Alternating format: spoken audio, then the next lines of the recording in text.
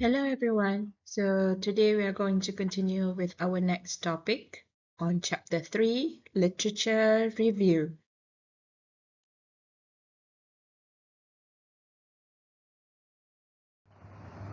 Okay, first thing first, we talk about the different sources of data. There are two main sources of data. Primary data, okay, the data collected from interview, questionnaire, observation, experiment. So this is basically the data you collected specifically for your study, right? Secondary data are the data collected from reading books, journals, websites, magazine, so any online sources or printed sources. Okay, next. So let's talk about plagiarism. So what is plagiarism? Plagiarism is actually a serious crime of stealing ideas or words and say that it is your own. Okay, so it is an act of stealing ideas, okay, without crediting the sources, okay, without acknowledging the writer, without acknowledging the researchers, and so on and so forth. Right, next. Okay, in academic world, okay, plagiarism is an act which is punishable. Okay, it is an act with it which is punishable, right? Because you are stealing ideas. You are saying that it is yours, which is actually not a good thing, right? Okay, next. Okay, so when you do your work, your assignment, okay, or even your test or your exam, please avoid doing plagiarism. Okay, do not just simply Control C, Control V, okay, and then claim it, okay, Miss, this is my assignment. Don't do that, right? Right, there are several citing sources, but the most popular one will be the MLA and also APA style of referencing. MLA, or we call it as the Modern Language Association, is a citation style used widely in humanities, histories, literature, and communication fields. Right? Uh, However, for APA, it is widely used in sciences, social sciences, businesses, and whatnot. For APA, it is generally used by all. Okay, for engineering, maybe you use IEEE citation style, right? So for UTHM, you need to use APA style of referencing. Okay, when you citing sources, there are two types of citation, right? We have the in-text citation.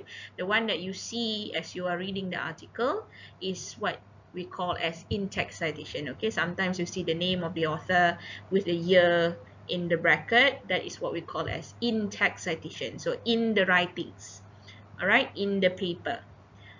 Okay, at the end of journal or books and whatnot, if you see a page listing down the references, that is what we call as works cited page.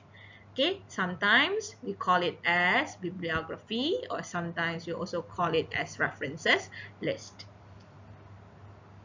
Okay, so in this list, okay, you will have all the references you refer to in your writings.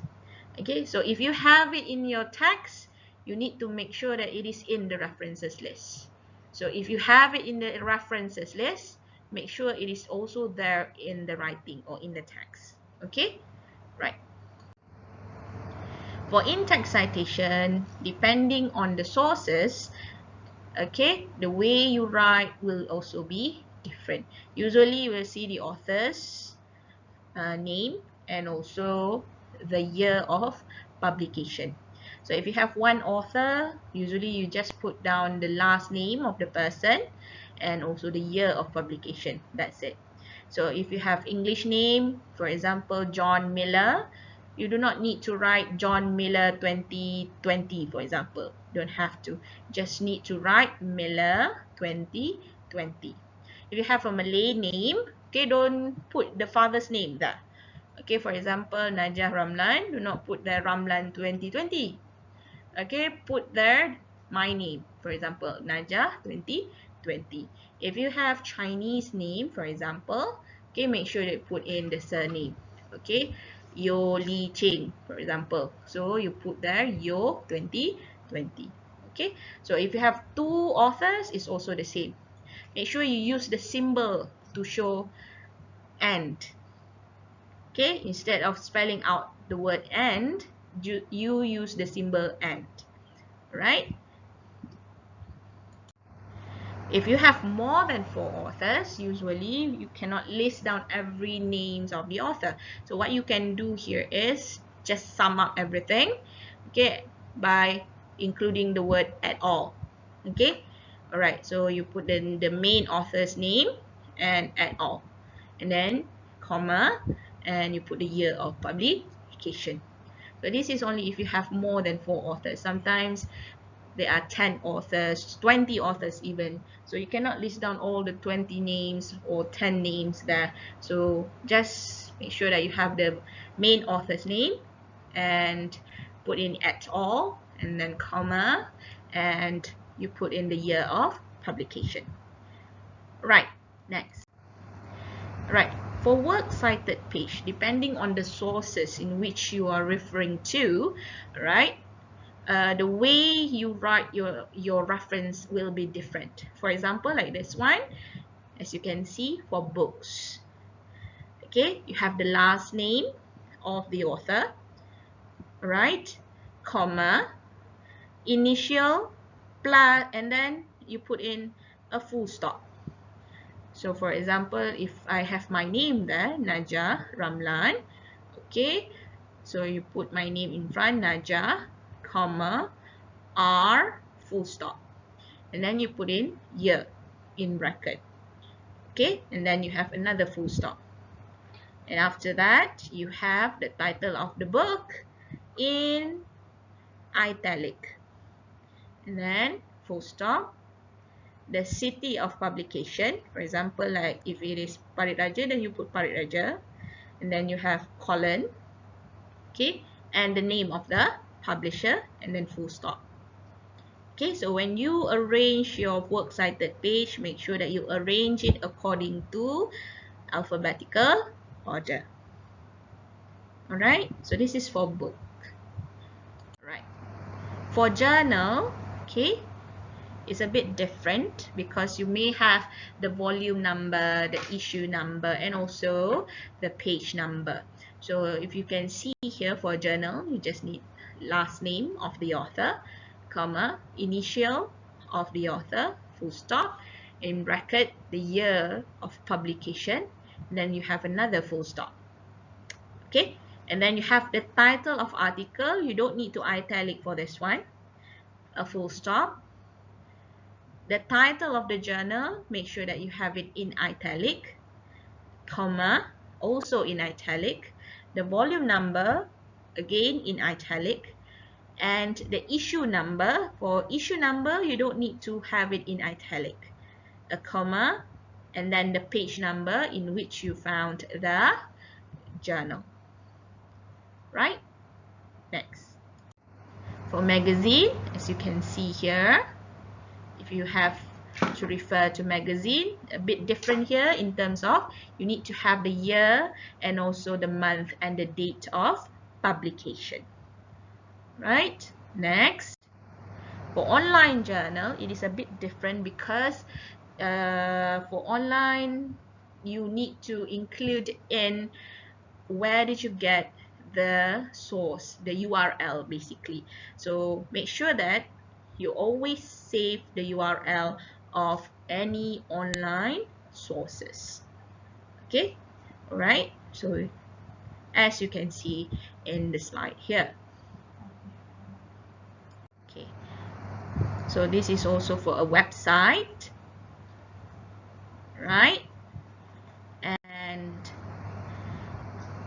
there are actually many other kind of sources you can actually refer to the handouts which I have included on Edmodo. Right? Next, making references in text. Okay, there are several ways to avoid plagiarism. Number one is by having it by using direct quotation. Okay, or maybe you can use paraphrasing, but always remember to have in-text citation when you refer to someone else's work in your own writing. Okay, right. So what is paraphrasing? So paraphrasing is a method in which you are rewording, you are restructuring the original sentence or paragraph, right, into something that is as if it is in your own word, right, without changing any meaning. So the key word here is when you paraphrase something, make sure that the meaning is not changed. Okay, do not change the meaning, right? Okay, so when to paraphrase? Okay, you need to paraphrase when you have a text which is a bit difficult for you to understand, so you paraphrase it and put it in your work. Still, you need to make sure that you have the in-text citation for anything that you paraphrased in your writing. Okay, so how to paraphrase? Always try your best to rewrite it in your own word. Okay, you can change the vocabs, the wording, the structure of the sentence. The one at the back, you put it in front, or the one in front, you put it at the back. Okay, right? And again, as I have mentioned earlier, always retain the meaning. Make sure that the meaning is the same. Okay, for example, like this. This is taken from LaRue 2007. Okay, historically, libraries are very much into honoring two key principles in providing its ultimate services, namely intellectual freedom and patron confidentiality. So you have to identify which one is the keyword, maybe which you cannot change, like here, the keyword here will be intellectual freedom and patron confidentiality. These two keywords here may not, you may not be able to change it, but the rest you can restructure and paraphrase. Okay, for example, like this. According to LaRue 2007, intellectual freedom and patron confidentiality are two key values held historically by libraries. It's kind of different from the original one, but the meaning is still the same. And of course, make sure that you have the what we call it, the in-text citation. Or another way that you can do it is like this. Libraries historically highly value intellectual freedom and patron confidentiality. Okay, in bracket LaRue 2007. Or another way for you to do it is LaRue 2007 identified intellectual freedom and patron confidentiality as two key values held historically by libraries. Okay, all right. For style number 1 and style number 2, you can write it using present tense. Okay, however, when you use style number 3, make sure that you write it in past tense for the first word, for the first verb, identify. Okay, if after that the word that, sometimes you use the word that, okay, right, everything you can write it in present tense. Right, let's continue. Direct quotation. Okay, for direct quotation, you just take it from the source, put it there in your text, in your writing, and then you put in the in-text citation. That's it, the easiest way. However, there is a limitation when you want to use direct quotation. Only 10% out of your whole work, out of your whole writing. You cannot just simply direct quote everything. okay, into your writing. That can be considered as plagiarism. All right. Okay, so when to quote? You can quote when it is specific. The term is very important, and if you change it, you will change the meaning. Okay, then only you can make a direct quotation. Right. So for example, like this. Darwin used the metaphor of the tree of life to express. So when you direct quote, okay, use quote unquote symbol like this, okay, to express the other form of interconnected genealogical rather than ecological. And always remember to have the in-text citation. Okay, right, like this. Okay. Next. Another way for you to avoid plagiarism in your work is by summarizing the sources which you have read earlier on. Okay, so summarizing or summary, making a summary, right, is a way for you to avoid plagiarism. Okay, so I think that's all for now. See you guys later. Bye bye.